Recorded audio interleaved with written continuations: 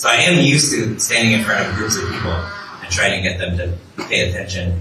But they're not always adults. All the two of my students right here say hi. Thank you very much for being here today. It's going to be an awesome event. We really appreciate all of you being here, bringing your energy. Before I introduce Brandy, I'm going to introduce the amazing Addison Wilson, and without his help and support, this event wouldn't be happening. So I'm going to turn over to Addison for a second.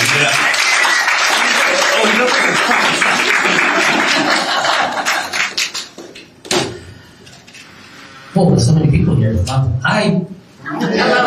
Well, Brandy didn't know this was going to happen. It's a total secret. But this is amazing for us to have a poet laureate here, our state poet laureate here. So we want to make sure she had a great Hawaiʻi welcome. And so we got a certificate made by the county council to celebrate her.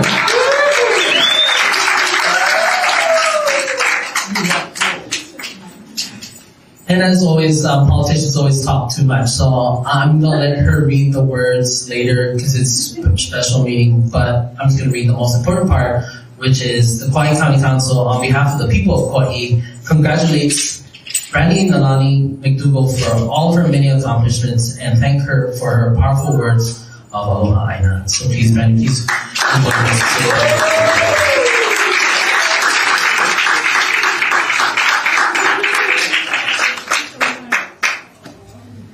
So we're going to turn it over to Russell and Brandy. But first, John is going to introduce Brandy, give you a little background. And then we just want to thank all of our partners who made this possible. HBR, Hawaii Public Radio is here. KKCR and Hōʻike TV is here to help make sure that everyone knows about what the work that Nalani has done for our community in Hawaii and for the greater community in this space. But our hope is that in this space here in Hale Līhuʻe, we continue to foster art, culture, community connection, and all these relationships that we build, and allow to help everyone build their space in all the things that we do. So please welcome back, John.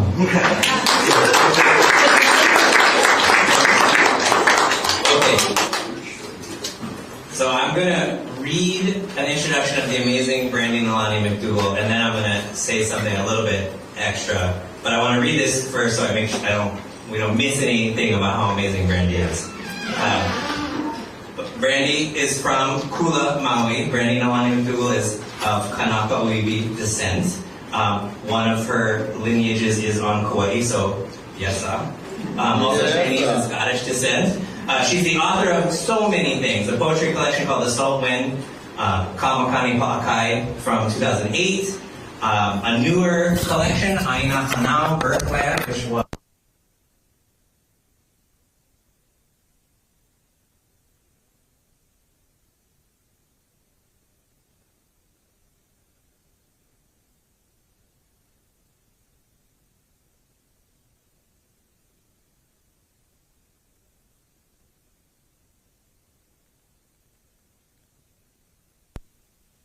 Finding Meaning, Kauna and Contemporary Hawaiian Literature from 2016, was awarded the 2017 Beatrice Medicine Award for Scholarship in American Indian Studies and a Ka Palapala Po'okela Honorable Mention.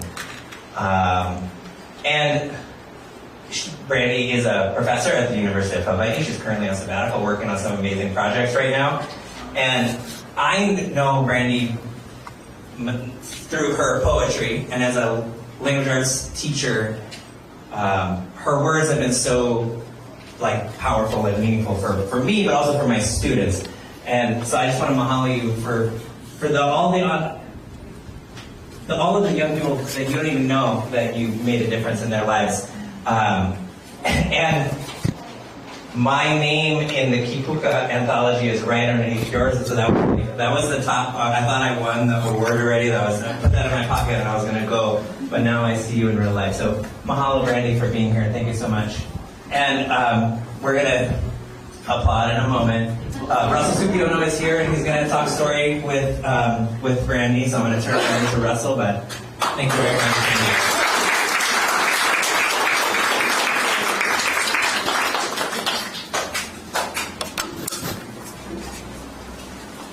You want to do it in the mic? Yeah. You need a mic? I'm just gonna carry this around with me wherever I go now. Is that okay? I'm gonna get a strap or something and then just carry it. Should get a sandwich. Should get it to a sandwich board. We get to a sandwich board. Yeah, I know. I'm gonna attach it to a lei. Flavor style. Yeah, exactly. Hi, good evening, everybody. I'm Russell Subiano from Hawaiʻi Public Radio. I'm the host of our 2 podcasts. This is our Hawaiʻi and Feathers and Fire, which is our Chief of War companion podcast. If you haven't heard it yet, it's pretty funny, or not funny, but it's good. I'm very excited to be here for a couple of reasons. First, because this is the first time I get to meet Brandy. Even though you've been on the conversation before, but I wasn't there that day that you came to Oahu for the interview. I'm also, my grandfather grew up in Puhi, so I like to come back and I like to visit family and see where he grew up. And also because I'm a writer as well, so I feel like I'm more on that side though than on this side. As somebody that has worked in news and media, I do a lot of writing. I pretty much write for a living, just in a different style. So I feel like I have some good insight or some good perspective from the audience side that hopefully will translate into some really good discussion. Yeah. Cool. All right. I just want to start out with something really easy. Yeah, give me a softball. Yeah, give me a softball first. That's my style. Okay. I'll hit you with the hard one. Okay. All right. We know that you grew up in Kula, grew up in Maui. We know that you were surrounded by a lot of great storytellers. I think I read that your dad was a songwriter, a musician, and a writer. Yeah. Right. Sometimes when we first discover this passion for writing or first realize that we can write, we tend to try out a lot of different things, right? I know when I first started, I think I wrote stories, and then I think I wrote some rap, and good thing all of that got lost. But I think we kind of all try a little different things, and then we get to the point where we kind of find our sweet spot. And so I'm interested in knowing, how did you come to choose poetry as your main avenue for your expression? Okay, yes. Mahalo. First, I just want to just give a huge mahalo to everyone here. Mahalo nui for coming out this evening and hanging out, and mahalo ahead of time for the amazing poems you're going to write tonight.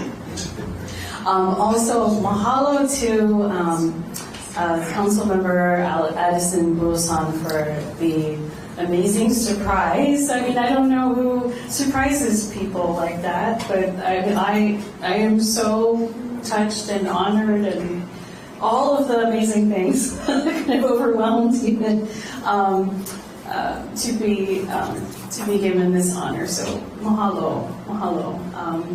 And then Russell, mahalo to you and HPR for joining us and supporting this event here. So how I found poetry is maybe not as interesting as the ways in which I think poetry found me. That makes sense. So I grew up, with a lot of really creative people around me. My dad was a musician. He wrote songs. I grew up, as a really young person, listening to him compose on his guitar and on the piano. And I could hear him try out different lines for songs and try to figure out what they should sound like in a song. And I really loved that. I loved hearing him sing. I loved hearing him make music in that way. So I had an insider look at how that worked. But I hadn't thought of actually doing that myself until a little later. I also had a grandfather, the papa, that's from Hawaii, from Honolulu specifically. He was a master of just creating these very poetic prayers. So to just kind of bless the food or to bless somebody before they're going, overseas or on a journey of some kind, or if they're going through some kind of trouble.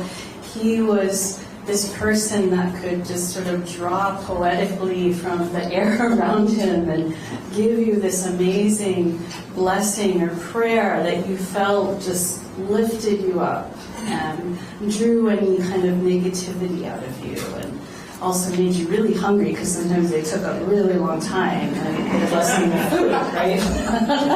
So you're waiting, you're like, okay. But you're always so appreciative of it. And he actually tried to train me in that a little bit. I mean, we didn't go to church. We didn't attend church. So it was interesting because that was a practice that he continued to do within our ohana. But he wanted me to kind of take over doing family prayer and thought that would be fun. And he'd have me try to memorize prayers that he had created in his mind. He's like, okay, you say this, and then you say this, and then you can add whatever you want. So mine, definitely, when I started out at like 7 years old taking over, were definitely not as poetic as his. But I had like the little kid cute factor going for me. So, they were somewhat rosy, but I forgot a lot of stuff often that I was supposed to say that then you'd have to kind of like add on. So there are those moments there. And then a lot of storytellers, like my grandmother, for example, who often gave all these stories about how you need to protect yourself spiritually in different places. A lot of her stories were about like, okay, you don't do this. If you feel this, don't go there. If you do this, don't carry this, or don't be in a car with this in the car when you go over the, all of these kinds of rules. And then she'd also share all these stories about why I needed to really pay attention to that. So I was raised with stories in that way and always kind of surrounded by them. So why poetry? Because I'd always decided I was going to write things.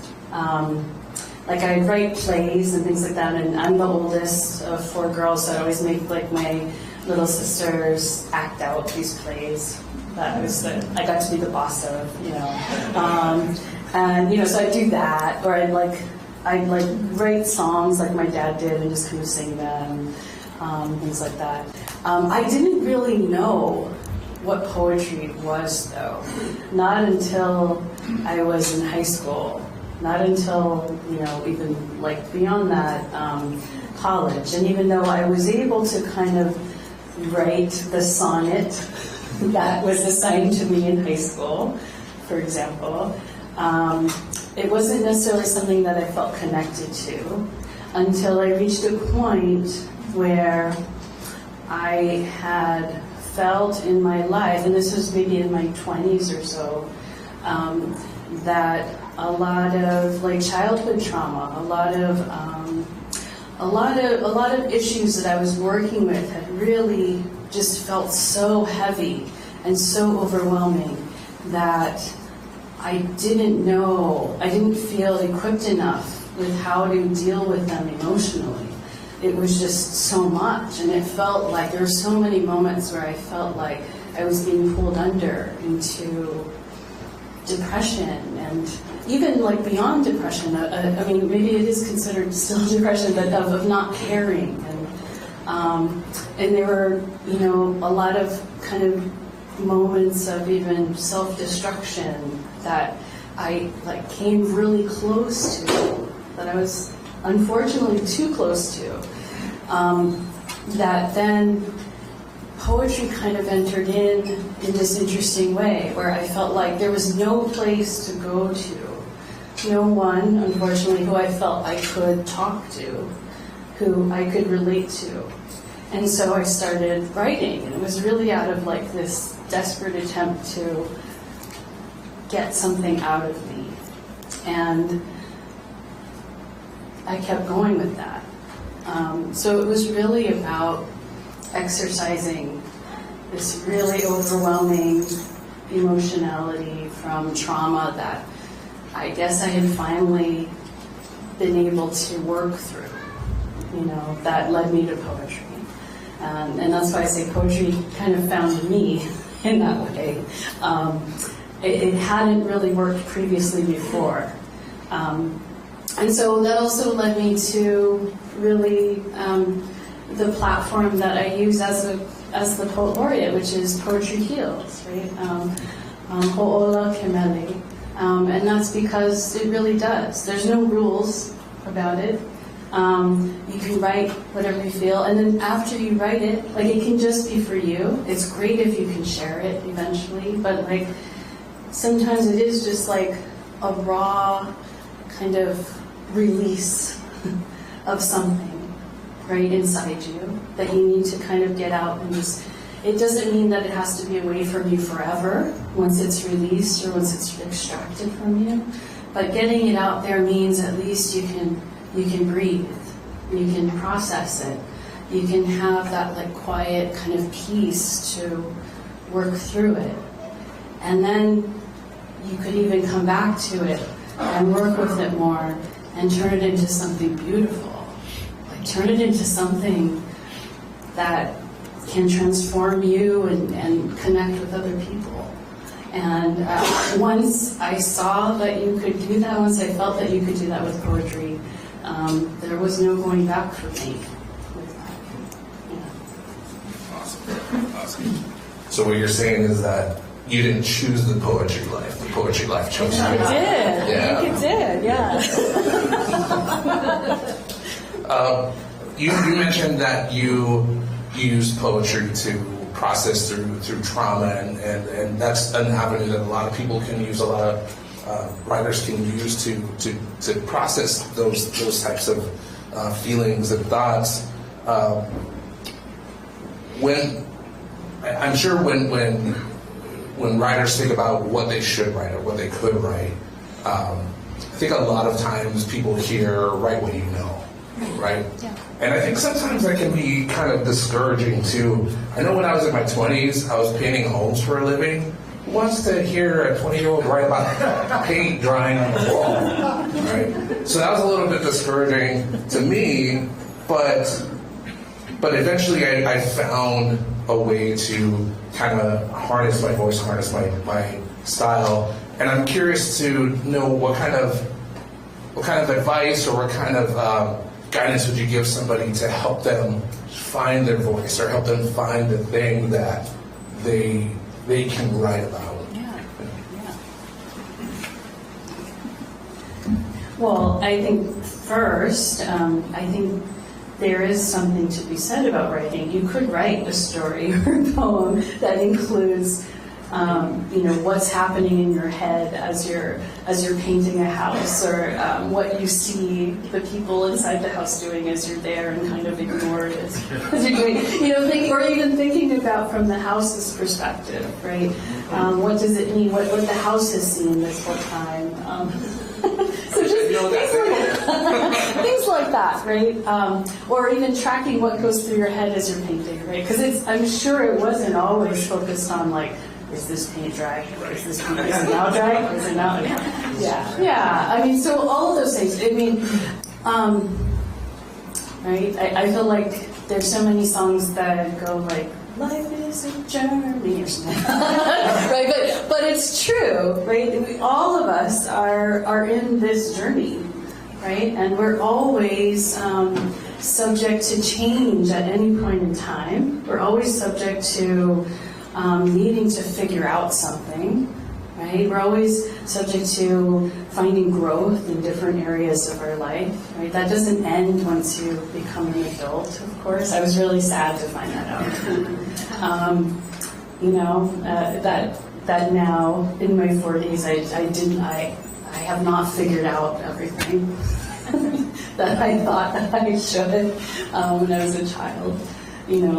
So there's always going to be kind of a need to process something, right? And going beyond that, thinking about family members and stories they tell you, friends and stories they tell you, people you're close to, who you lose, that you want to keep with you, So there's writing can do all of that for you, and help you through that. So yes, it is writing what you know. But there's also a kind of magic that if you really let yourself go a little bit, you could actually imagine other things that come with that. Or so for example, when we think about, and I think this is just a natural human thing to do. We think about, losing someone who's so close to you. And later tonight I'm going to read a poem, an elegy that I wrote for my grandfather, who was from Honolulu.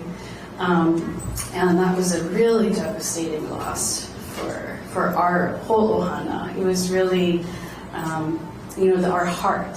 It was really our heart, that the prayers that he'd given, over the years had really solidified in being the heart of our family. And so when he passed, it was so hard. It was so devastating. It took me a really long time to be able to write for him. But there was some solace in, of course, thinking about, what does it mean, for him to not be here physically anymore, but there are ways in which I could still feel him, or see his presence, or I would think about, are there ways we still communicate in some ways, or ways that I can still feel him, and what does that mean? And I would let myself feel that. And maybe it's a kind of imaginative process at work, but maybe it's also truth. Maybe it's also coming to the truth of it, right? And that's really what imagination and looking beyond what we've directly experienced is. It's about coming closer to truth, right? We've all read stories, poems, or things that were fanciful or made up, or they're sci-fi, or they take place somewhere else that is doesn't exist, right? But at the same time, there's still an important truth to it, right? That's still there. There's a kind of maybe humanness or spirit or experience that we can relate to, right? And that's always going to be, I think, what grounds any sort of imaginative work too. But the imaginative part is what is able to kind of propel us into kind of this hopeful space as well, where we can imagine and construct new realities even, right? And if we can do that, then so much change is possible, so much positive change is possible, right? So yeah, let's construct a new reality now, that. So we need it now, but we can do that, especially as a collective. We have to be able to imagine it first. Yeah. I just want to double check if we still have time, or if we want to roll into. I do have one more. One more? Okay. And I did want to touch on something you said about the magic that comes with writing. My avenues are stage plays, screenplays, and I don't know about you guys, but sometimes you write something and it ends up on the page and you don't know where it came from. You never planned it, you never thought it before, but somehow it just hits the page. And that's the magic. That's what's addicting about writing for me. You were also talking about constructing a new reality, right? And talking about, I think you were making reference to a lot of the hardships that are happening now in this day and age. And it's very, to put it nicely, right, it's very interesting times that we're living in, especially when it comes to self-expression, right? On one hand, we have federal funding cuts that have cut a lot of funding to arts and culture and avenues of expression. But on the other hand, when you look at something like Shogun and Chief of War, they're also pushing the envelope forward for telling indigenous stories on a global platform. So why do you think it's important, or why would you say it's important for us, for all of us here, to continue writing and to continue to share our stories? Well, I think there's so many ways in which it's important to do all of that, definitely. But among the most important is, I think, really to connect with other people and to form community. And community is what's going to carry us all through times of repression and fascism and oppression, other forms of oppression, right? You need to rely on that community. You need to have a really strong community in order to be able to do that, right? And stories are a way of sharing knowledge. They're also a way of sharing emotions with people, common experiences, right? There are ways of connecting even across, different cultures, different races, different ages, generations, all of this stuff, right? And stories become poems, stories become a way of having us be vulnerable so that we can also develop a really genuine connection, a real authentic connection, right, with other people. I think many of us in our day-to-day lives, right, we might say hello to people, we might know some people, or we might get into just sort of like everyday chit-chat with people, right? But something shifts when you see that person and maybe they've shared a little bit more of their life that was different than the usual chit-chat of like, oh yeah, have a good day, There's something that shifts there. And then you have a longer conversation and you find out more about them. And there's the beginning of like this great friendship or romance even, or whatever. But you don't know that until you're able to maybe share a little bit more of yourself, of that authenticity, and be vulnerable in that space. So I think that's what is really beautiful, and maybe why we should do that, right? It's that using our stories, using our poems as a way for us, a lesson for us to be vulnerable, to be authentic and share from ourselves, and then connect with other people. When you do that, I'm always amazed by it. Like even just coming here, I still get amazed. Like, oh, somebody read something of mine, and they thought they related to it in some way, But that's not. But that's the magic, and that happens for everybody. But it's a really beautiful moment. I want everyone to feel that. And I hope you get to feel that tonight, when you share your work. And then other people are like, oh, or they're laughing about it. They're like, I remember that. Or, or people come up to you and they say, oh, that really moved me. Or that reminded me of my dad. Or, these are just everyday forms of magic that can happen with all of us through stories. Awesome. Thanks so much, Brandy. I think it's time for us to transition to the next part of the night.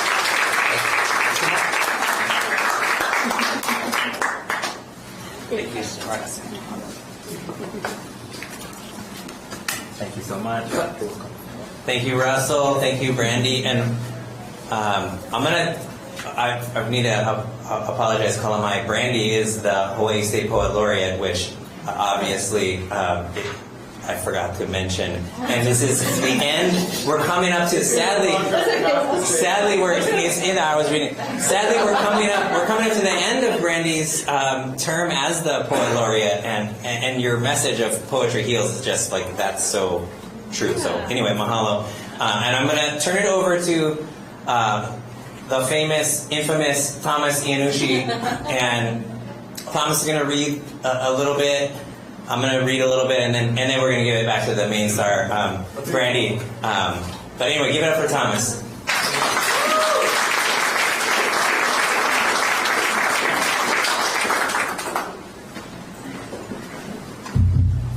How's it, everybody? Thanks for that intro. My name is Thomas Ayamichi. I am a rapper and writer and poet from Hawaiʻi. From Waimea. Well, I graduated from Waimea from Etown, Elele, West Side. Anyway, so I'm gonna do a little reading, but before I do that, I've been asked for just a few more things. You know, these kind of events, you gotta do a lot of, it's not quite housekeeping, but we got a lot of people we gotta thank, you know, because it really does take a village to do this kind of stuff. And so I really want to take a moment to highlight, I mean, we've already touched on some of them and stuff, but in particular, the Hawaiʻi Council for Humanities and the State Foundation of the Arts. Without both of them, this would not be possible. And as well as Councilman Addison Bulasan and Hale Līhuʻe for hosting us. Everyone came together to get Brandy and her team over. And yeah, such a blessing. They definitely add a little legitimacy, you know. So like I was saying, it's not just the boys asking what's it like, come read, the boys, you know. And now it's all proper in the time. So it definitely matter. Yeah, gravitas. Yeah, exactly. Yeah. Otherwise it would be like, hey, I can give you a 6-pack Heineken, come cruise. So we're in the big leagues now. With that said. Does that mean there's no Heineken? Yeah. That's after. That's the after party. Yeah. She's like, I was told there's gonna be Heine's. Come on. Yeah, in the back, in the parking lot. Yeah. That's invite only, by the way. Yeah. That was in your the waiver or whatever. Yeah. This is the contract. Yeah.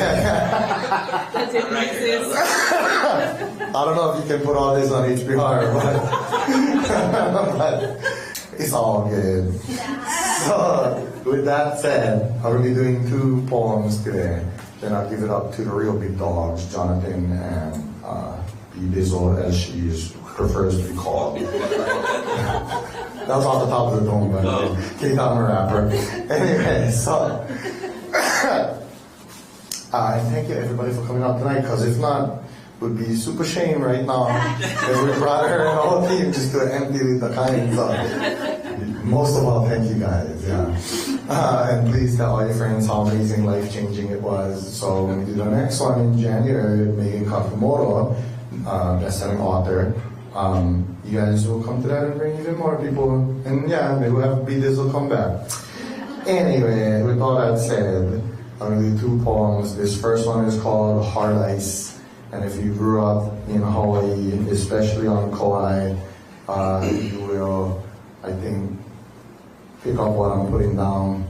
But even if not, I hope it's more kind of universal. So,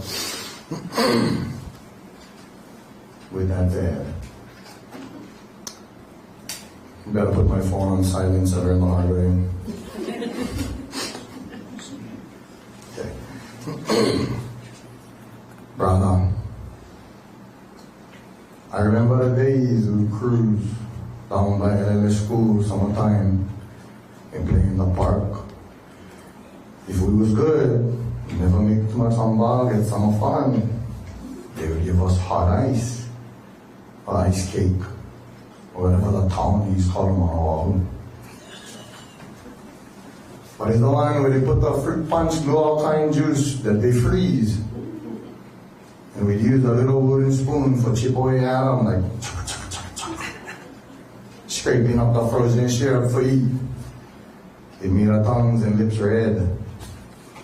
You'd always ask me for some, cause I was good, but you was koroi. I always let you sample, cause we brothers. Brother, I remember going down on a pipi town and getting shivas from the auntie at the snack shop. You'd ask me for money for buy some, and I would spot you, cause we brothers. Plus, it was the best thing for do for cool down on one hot summer day. The ice would melt and mix with the syrup, and we'd soak them up with the red plastic straw, the kind to get a little spoon thing at the bottom. all the tourists like the rainbow kind shaved ice, but the real locals know Līhuʻe is the best flavor. You always tell me that. And when I take my son for with shaved ice, I tell him that and think of you. Brother, I seen you the other day down by Salt Pond, and it's summertime again. But the ice you stay on now, no more good flavor. And even now you ask me for money. And you say it's for food because you're hungry. But then you like me buy you food. As a kid, I know I am. But this time, I don't can spot you. Brother, I'm sorry for many things. But maybe tomorrow, I'll go pick up some ice and some shave ice and go cruise and talk about old times as the ice cools us off on this hot summer day.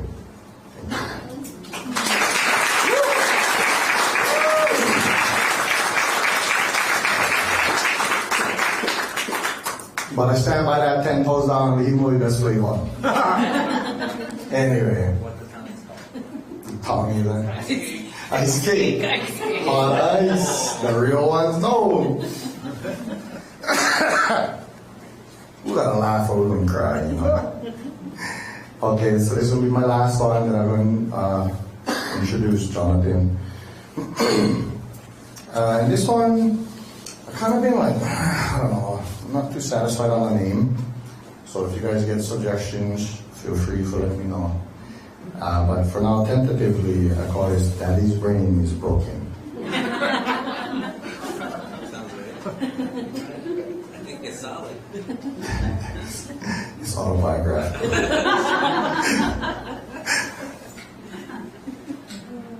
Anyway. You know me, I always get myself in trouble because I'm already happy or funny stuff, actually. But I gotta help my joke all the time, you know. Just to like kill the kind and then everybody laughs and I set you up for disappointment. But anyway. I'm sorry, baby.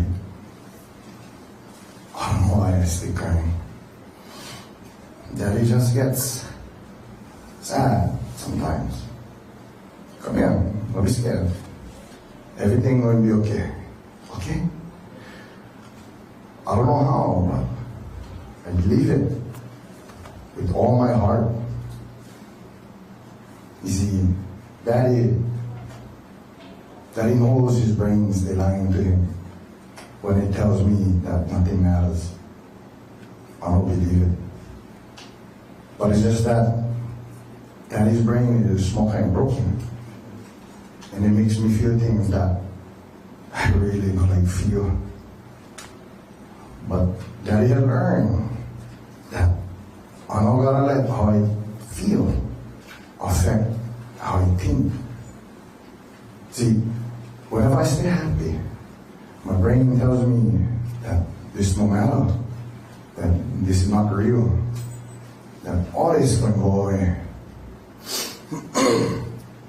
So now, I just use the same tricks on my brain that my brain uses on me. Like right now, I feel so empty. But that means nothing. It's just how I feel. So nowadays, I tell myself that tomorrow, this too shall pass. And then I pray, even when I feel like nobody's still listening. Because I know that somebody is. And knowing that is enough. Enough to get me through one more night. So, that's okay, my love. You're going to be just fine. And you're going to be too. So for now, just go sleep. Because I promise, it's always better in the morning. Thank you.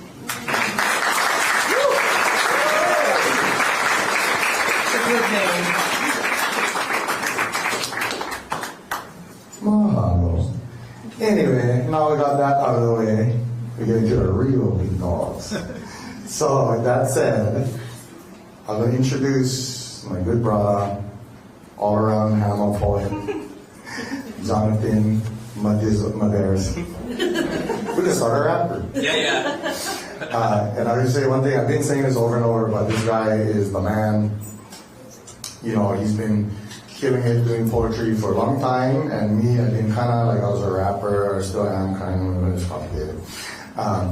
But as I started getting more serious into writing and stuff, and I started kind of crossing over to Honolulu and all that kind of stuff, the same question kept coming over and over. Oh, you from Kauai? You're right. Do you know Jonathan Maderas? Like, no, I don't. But everybody else does, apparently. And then I read his work, I was like, oh yeah, he deserves it. This guy's a hammer for sure. And so now you guys get to know, if you don't already, a gangsta, Jonathan Maderas. Yes.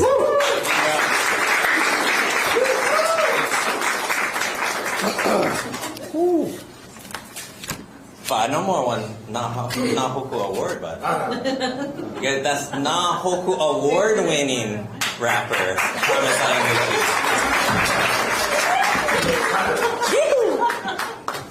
Okay. How's that cat? Wow. Still got it. Got it. Cat like How's my voice? You guys can hear me okay? Okay. I'm going to read two poems. This first poem is about a day in my life, walking around, driving around, checking for surf. Anybody surfs out here, one of the rituals of surfing is looking for surf. Probably we're checking for surf more than we're surfing. And sorry, there's one bad word in here. If you don't want to hear it, you can. Okay, checking for surf. You okay? You guys okay? Checking for surf. Sunrise as I pull up to the lifeguard tower on the bike path at Hale Līhuʻe. I watch the sky blush and the water lap at the yellow shore. No waves, flat, which I anticipate. Two men talk story nearby. We don't need money, brah. No, we don't need no money. No, I don't need money, Milton. I just need love, guy. Raja. Go, take a ride, Milton. Cruise him. Stay rusty, but he go. I drive off to check Anahola as Milton struggles the bike down the path. The camp at Unreals keeps getting bigger, more elaborate. Junk cars multiply on their own. Pallet shacks topped with blue tarps and palm fronds shrug along the creek banks. I park at the concrete barrier to look out at the break, self-conscious, like I'm in someone else's home, which of course I am. A white pickup parks next to me. The guy's head bows deeply, eyes closed, neck tense, feeling the needle. A crowd gathers around one of the stripped trucks to my right. Cop car pulls in. No one blinks or seems to notice. Also, no swell. I reverse carefully, shift into first, release the clutch when a huge black Toyota speeds into the sandy lot and rushes toward me. I hesitate, then swerve to the left, and the driver screams Kauai's greatest invitation. What? Fuck up!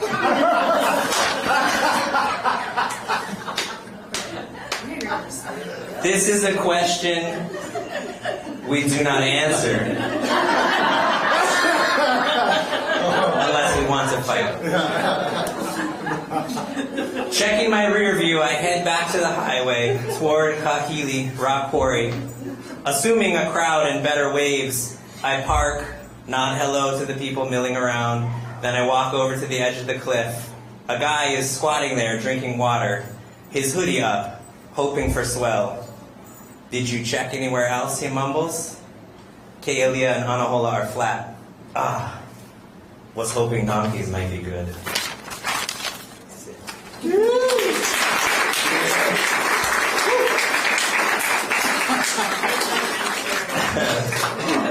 Thanks. Don't answer that question. I'm gonna read something else. I'm gonna switch it up because of what Russell and Brandy were talking about at the end of their conversation about why it's important to write and tell stories. And I was talking about this last weekend to some people too, that people try to ban books or silence our voices because voices are powerful and because stories are powerful. Stories have a ton of power, whether you're 1, 5, a high school student, or you have your PhD and you work at Harvard, whether you speak Pidgin, whether you grew up East Side, whether you grew up in New York City, your stories are powerful, and we need to keep telling them. So anyway, this is a poem called "This Message Will Self-Destruct," a letter to my students from the basement of the New York Public Library. Dangerous texts remind us to see what we want to ignore. They are records of who we are, who we could be, the worst of us, maybe the aspirational, unfulfilled best of us. Poetry is how we flesh out the future we want to explore. Sounds nice, but so what? Can a poem do anything? Can it breathe for me? In the archives, I read a collection of poems in matchbooks, and I think of all the fires we can set. Then I turn the pages of a pincushion text, scraps of paper collected from across a day, secreted away, stabbed together into a book, the straight pins pricking the fingers of those not careful enough. And I think about the woman who wasn't allowed paper, so she crafted pages from what she has, what she finds. Her quilted booklet makes me bleed when I pick it up. The straight pins and also her words pierce my skin. I think about the blood inside our bodies and the blood on the old leather cover of the famous writer's journal. The archivist carefully notes, "This is blood." And then I think about the books on witchcraft, bound in mottled skin. "Is that blood too?" someone whispers, as we thumb maroon stains. Other pages in that manual on dangerous women describe what to notice, who to look out for, and they make us all wonder, why are women witches while men get to be priests? Leaders, charismatic, harmless. Dangerous texts remind us who we are, who we could be, where we've been, and where we might want to go. What can we spell with the text of our bodies? What books are bound in our skin? Children and poetry is how we flesh out the future we want to explore. Our children are poetry. So write something dangerous. Read it to a friend. Be something dangerous. Be a friend. Be a matchbook poem, a pincushion memoir, a lead-laced journal, a spell book, a cookbook, a book of names and ideas. Be a poem of skin and bone. Thank you.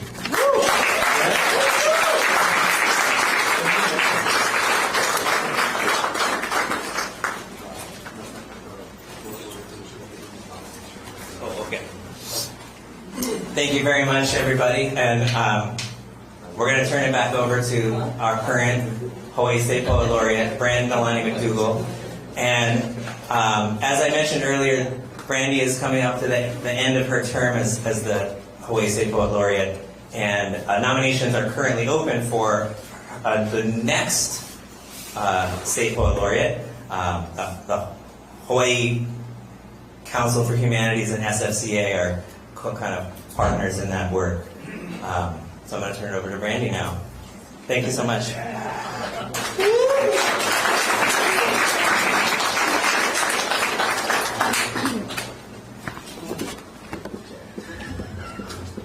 Yes, mahalo for that announcement. It's an exciting time. My term is up at the end of this calendar year, and excited to have welcome the next Poet Laureate in. But so just some deadlines. Okay, so they're seeking. If you're planning to nominate somebody, it's helpful to, if you let them know that you're nominating someone else. You can also self-nominate. Okay, the self-nominations are also open. a lot of us feel strange about self-nominating, but you absolutely should. Especially because, with a lot of our local poets, like there's a sense in which you're like, oh, I don't know, I kind of like, I don't know. And you might not have friends who would think of nominating you for it because they don't know about poetry or whatever, and maybe you're the only poet in that friend group, right? So no shame to nominate yourself if that's the case, and that's going to be the case for many of us poets. Like that's the reality. It's the reality we're trying to change through the Poet Laureate program, right? Is to encourage everybody to think of themselves as poets and to gravitate toward poetry, because it's an art that you don't have to follow any rules. I think a lot of us, we inherit and we experience a lot of trauma when it comes to writing, right? Like, because we're told immediately after we learn how to do it that we're not doing it right? Or we aren't writing this letter the right way.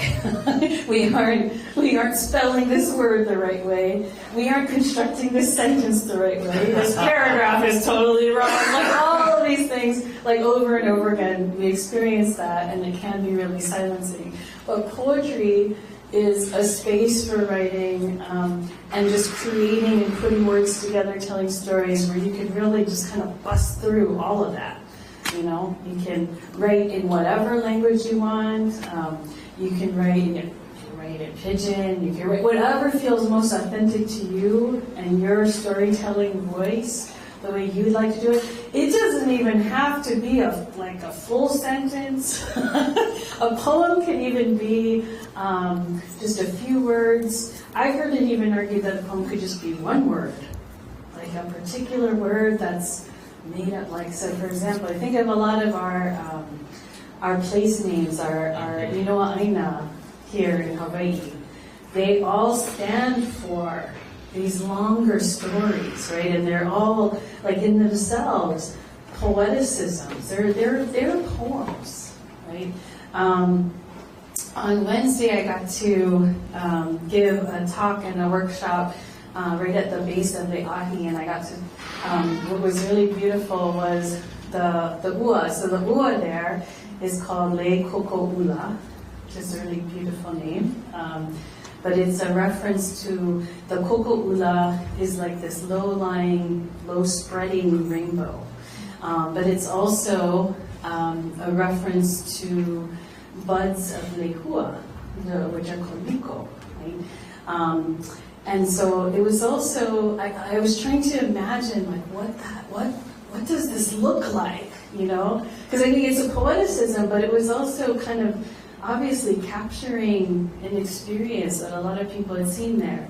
And as the workshop as people were just about ready getting to write, like I had just told them, okay, now write it. I'd given the prompts and everything. It was amazing because the Le Koko Ulas just started falling. It was really light. It was so beautiful. It was so beautiful. But I mean, that in and of itself, that name is a poem. And then the way it came down was a poem too.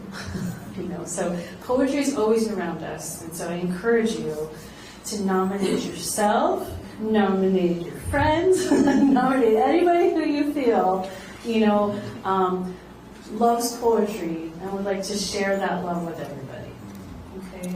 So, yeah. And then, you have two people here who are pretty awesome that you can think about nominating as well. The date is November 30th. So this is where it becomes important if you're nominating someone else. You let them know so that they can get their application in. Yeah. Okay? All right. And we can have folks share a little bit more about I think, is it written down somewhere, like the where they can nominate people and like the website and stuff like that? Okay, yeah, we'll get to that. Okay. So I wanted to. So I'm originally from Yahupua'a of A'apureo on Maui, which is like upcountry Maui, Hula. And that's where I grew up. I consider that my Aina Hanau, my birthland. And that was also, I was very close to my kupuna, my grandparents, because my parents had me when they were really young. So my grandparents were kind of like my makua as well. So I'm really honored to be here in the aina hanau of my papa, who I mentioned earlier. And his name was Clifford Nahinu Kekaoha. And actually, this is his ring. This is my papa ring. My papa power ring. That's my, yeah, so I often wear it to like when I'm reading poems or things like that, because it's like bringing in the papa power of prayer and all of that. Yeah. So let's see. Okay. I'll start off with a poem from my first collection, The Salt Wind. This collection was published in 2008. It was about really kind of like growing up and processing a lot of childhood trauma that I mentioned before, but also thinking about the ways in which maybe I wasn't, at the time I hadn't thought of it as trauma, but it certainly was, like colonial trauma that had disconnected me as a young Hawaiian person from the stories of our kupuna, right? From our language, from our culture, from our nation, right? From our country. And the ways in which that trauma gets inherited and also enmeshes with personal trauma, family trauma, all of these things, poverty, all of these things that get that I think isn't discussed enough about how they work together, right? And how it is a really traumatic thing. I mentioned Le'ahi earlier. How many of you have been to Le'ahi? It's now called Diamond Head. How many of you have been inside the military installation, or the tour, right, where you go in, right? That's a site of trauma as well, right? Think about, they built that by blowing up the inside of that beautiful pu'u to hollow it out and store weapons that were used to inflict horrible violence against other people, right? And what does that mean? Right? I think not everybody is attuned to how that could be a trauma that might be felt by humans as well, right?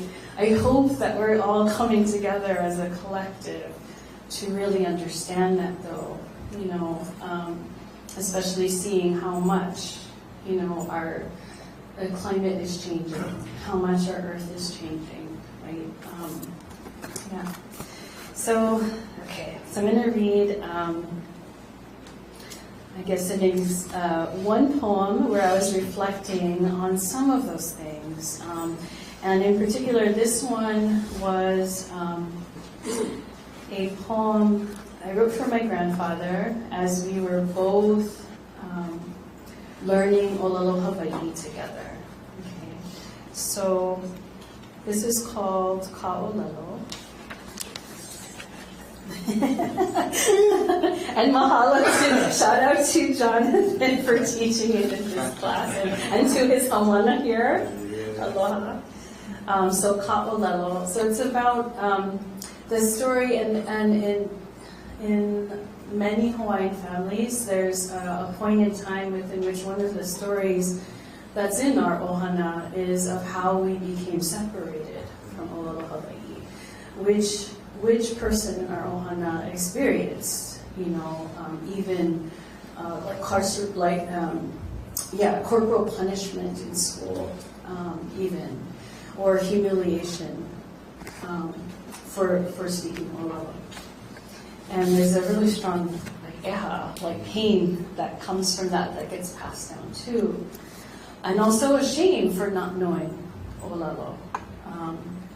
So. Yeah, this is a little bit of our journey. I wrote it as a series of 5 sonnets, but I was also playing with the form a little bit. I wanted to rebel against that form because of what I was talking about in the poem. Okay, so this is called Ka'olelo, and there's an epigraph that's in Olelo No'eau. O ke alelo ka hoi uli o ka'olelo a kawaha. The tongue is the steering paddle of the words uttered by the mouth. Think of all the lost words still unspoken, waiting to be given use again, claimed, or for newly born words to unburden them of their meanings. There are winds and rains who have lost their names, descending the slopes of every mountain, each lush valley's mouth, and the songs of birds and mo'o that cope with our years of slow unknowing somehow. It was not long ago that Olelo was silenced, along with its dying race, who lived, then thrived, reverting to the old knowing words. English could never replace the land's unfolding song, nor the ocean's ancient oli, giving us use again. Like the sea urchin leaves pimpling its shell as its many spines let go, turn to sand. My great-grandfather's Hawaiian words fell silent while his children grew, their skin tanned and too thin to withstand the teacher's stick. Reprimands demanding English only.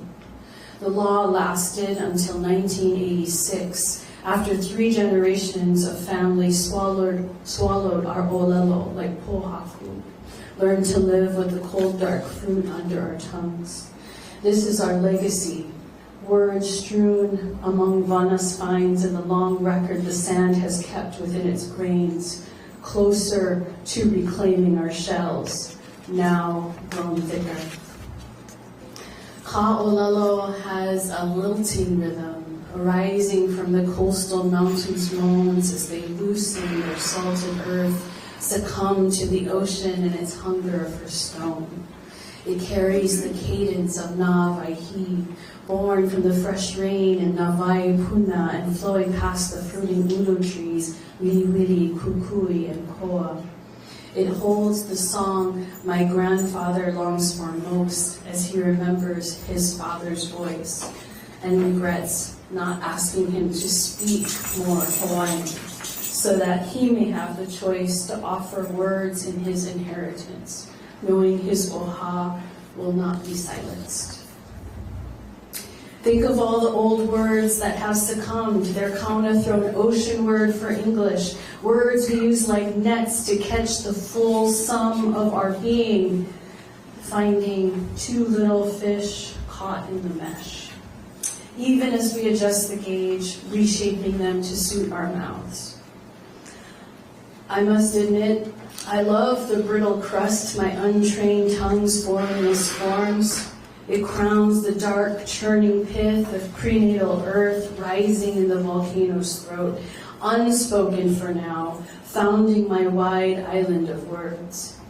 And kauna, a ho'okele's current, circles during my va'a's slow turn inward, steering my tongue through each old word learned. So as the ape shoot, whose delicate shoots shoot forth their young sprouts and spread and bring forth in their birth, many branches find their roots in the dark, wet olelo the earth bore. My unripe tongue taps my palate, my teeth, like a blind ko'e that must feel its way through the liquids, roots, and aspirates of speech, the threading of breath and blood into lei. Aloha, ʻowhai ko'inoa, I ask after the language CD's voice. O ke kauoha ko'uinoa, my grandfather answers. Pehea oe. So we slowly begin with what olelo we know. E ho'oulu ana kākou.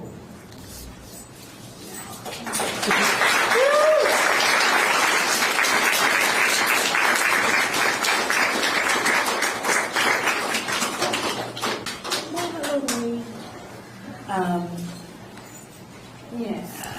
I know I date myself with the language CD's voice. Nobody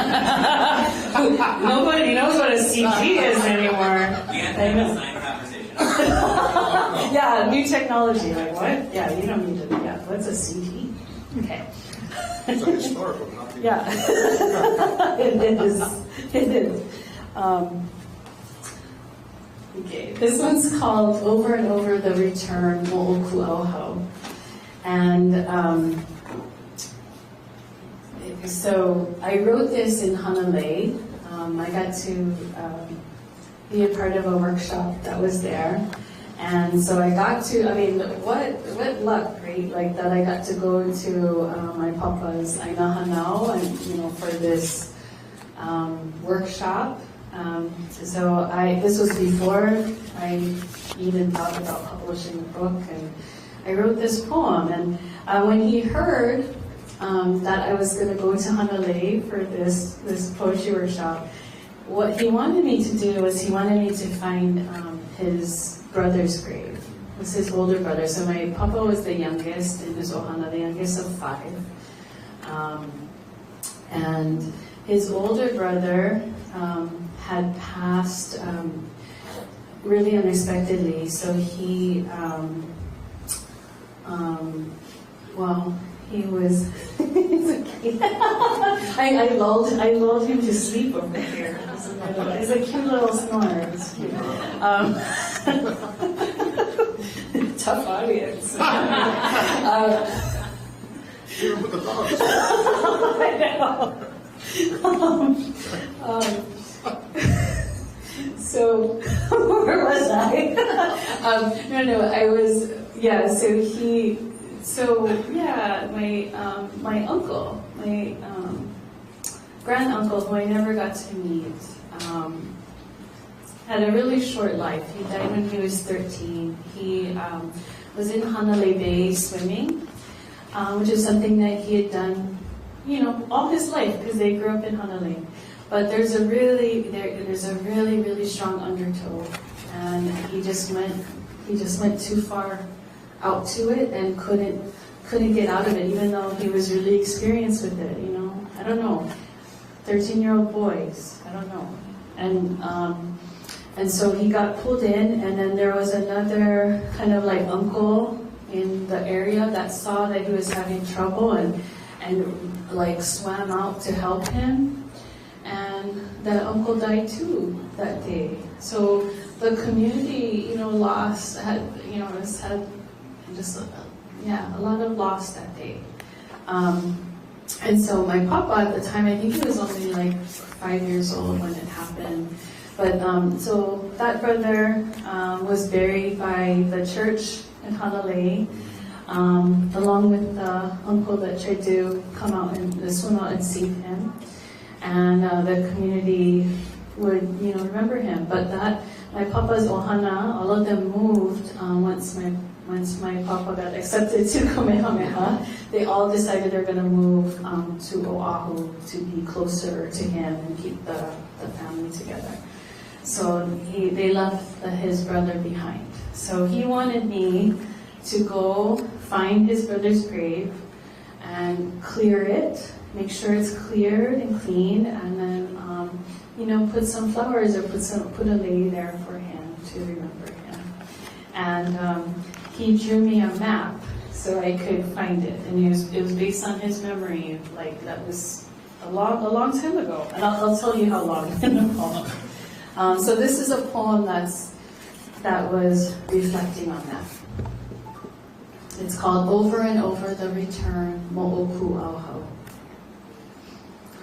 There is so much in the wind's warm engulfment as it makes its way from the green-robed Mauna, combing the tea stalks, palms, kukui, and pines, toward Hanalei Bay, where the water rolls itself into long, untied strands of white, salted lake as it meets the sand over and over.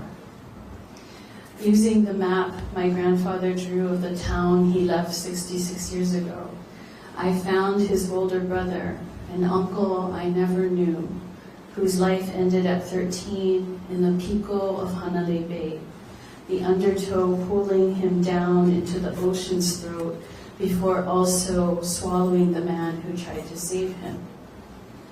I cleared his shaded grave of dried lauhala and graying niu and returned the fallen chain post to its cracked concrete hole.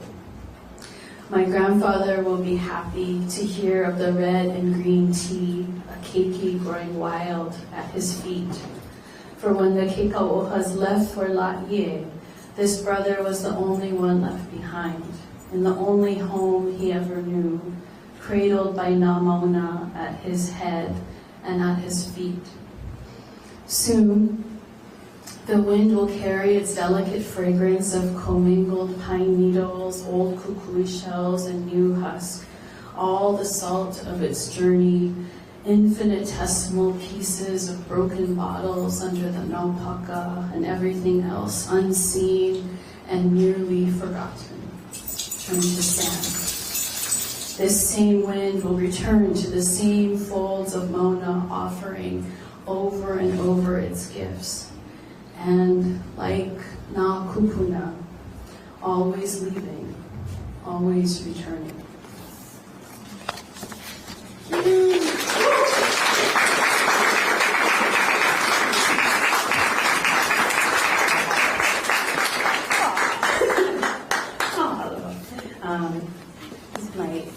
One of my kiki, Kulule Hiva Hiva. Yes, mahalo.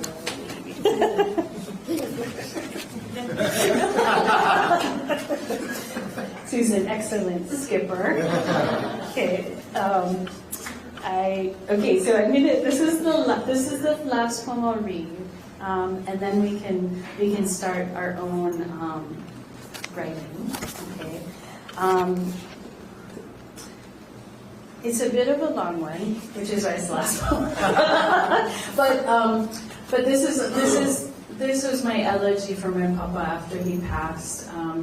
It took me a long time to write, and I think you'll understand why when I share it with you. But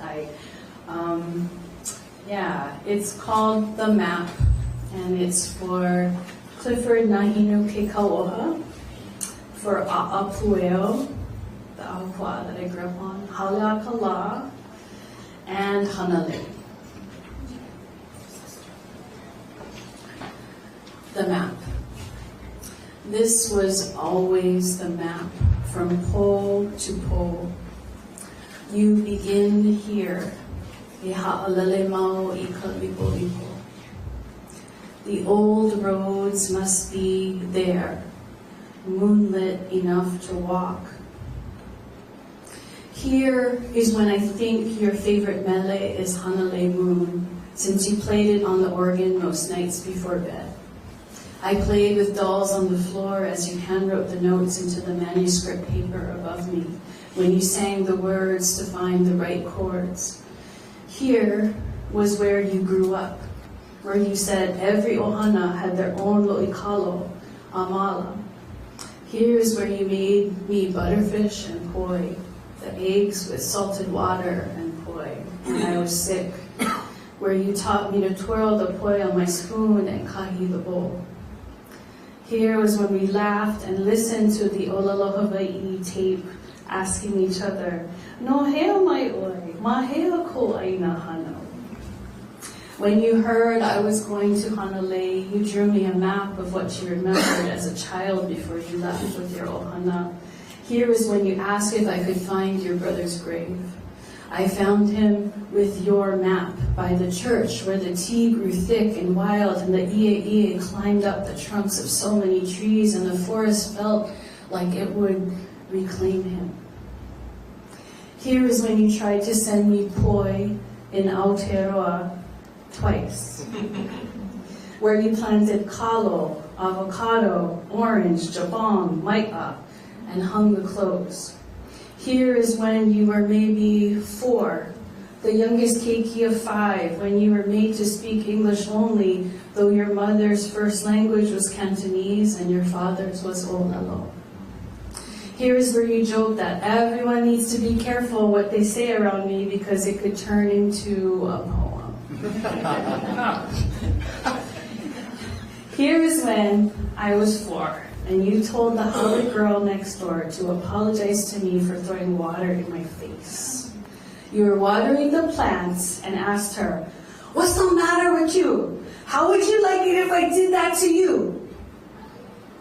Here is where you teach me about germinating seeds, algebra, how to give and take a joke, how blue light is carried and scatters, where we read books of mo'olelo together, where I can't help but think so much about you is a poem, where you tried to grow beans, squash, grew protea to sell wholesale, and sprayed pesticides again and again to save them. When you told me I couldn't have an allowance like the Hale girl next door because I get fed, clothed, sheltered, and loved, and in return, I should learn to see what needs to be done for our ohana and just do it. Here's when you asked me. Really? It's really cool. Here's when you asked me to help you get up. Watched from bed as Hanalei flooded, the church steeple and roof of your old school resting just above the alai water, as the lepo bled into the bay. That summer was Bella. I got that portable air conditioner because the fans just blew hot air around you. Here is the first time I had to help you in the bathroom, where I made the bad joke that I'm relieved that you're relieved. And you groan laughed as I told you you're the only one who would ever get that, as bad a joke as it is. Here is when you fell, when the carpet became too slippery for you to walk on, where you mixed the poi and kept the bowl full, when you descaled and fried a kule, scraped the outer skin of cooked kalo and sliced the ibo. The last turkey you roasted on the Weber, last 5 meat stuffing, the last pot of chook. Here was when you stopped playing the organ at night. I called the hospice nurse because you were sleeping too long. You woke up, joked with her, and later when I walked her to her car, she told me, "It's good for you to sleep, that I have to help make you comfortable. I have to face you don't have much time." Here is when you asked to call the folks from church, where you sang Hanalei Moon with them before their blessing. Here is where I became strong enough to hold you, to turn you, to carry you, and when you stopped asking me to help you get up. Here, you asked if I was happy. Here, you asked if I was sure that I was happy. It was po'akahi when the last ho'olelo you learned was lava. Just a little poi, no more medicine, lava already, you said. Ho'alua, when I started sleeping in the chair next to your bed because there was a ghost you kept seeing in the corner. Ho'akolu, when you slept most of the day, where I realized too late that there were too many lasts in the past few years and days. Ho'aha, when you seemed like yourself again and asked me to wheel you outside on the deck to see the sky and haleakala in the ahi-ahi as the moon was rising. Finally, a cool breeze as you looked over the darkening aina of fruit trees and flowered green that you planted, orange-pink streaks piercing the clouds as the sun sank. Ualava. Ho'alima, when you kept sleeping, started gasping like a'ohe lava. Ho'aono, when you stopped it all, when all of us were out of the room, when all of us thought there'd be more time, when a'ohe lava kamanapa. We thought we'd be with you when you end and begin, end and begin. Lava pono ole kia mahua o lalo e hano hano I ko aina hano, e hano hano I ko aina hano, au I ho'okumu ai no ka ohana. This was always the map, from pole to pole. The roads are said to edge toward Alele, overlooking the ocean. You would have walked down the mountain from A'apueo. E ho'i mau I ka uliuli. I'll look for you here, where, when, there.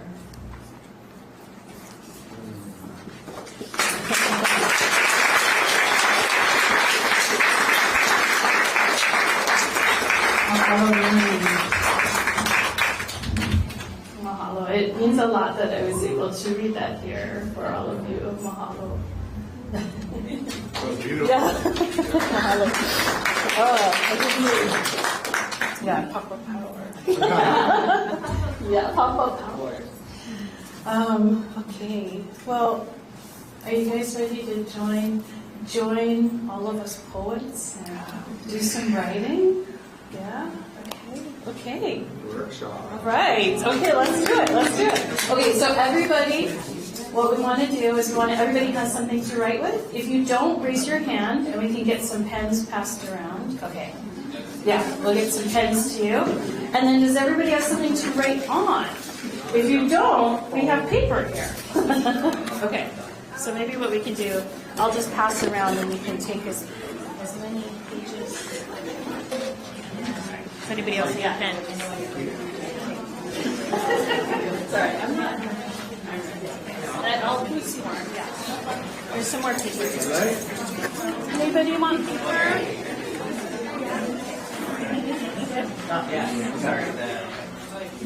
I know you can compose or write poems on your phone or if you brought something, but I'll explain why writing is really good to do this.